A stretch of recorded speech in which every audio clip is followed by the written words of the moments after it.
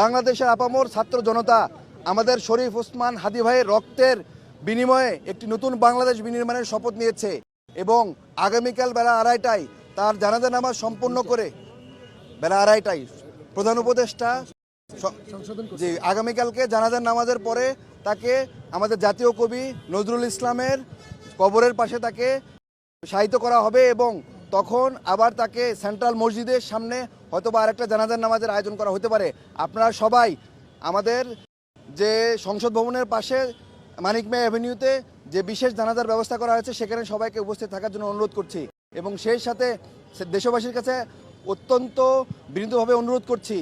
আপনারা শান্তভাবে শহীদ ওসমান হাদী ভাইয়ের রক্তের যে শপথ নিয়েছেন আপনারা সুশৃঙ্খলভাবে আমাদের দাবি আদায়ের জন্য মাঠে থাকবেন। কেউ যাতে কোনো ধরনের কোনো স্যাবোটাইজ করে আমাদের ঐক্য বিনষ্ট না করতে পারে এবং কোনো ধরনের রাষ্ট্রীয় প্রতিষ্ঠান, কোনো ধরনের কোনো সংবাদ মাধ্যম, কোনো ধরনের টিভি চ্যানেল বা কোনো ধরনের কোনো প্রতিষ্ঠানে যাতে আক্রমণ না করে, এ ব্যাপারে আমরা সবাই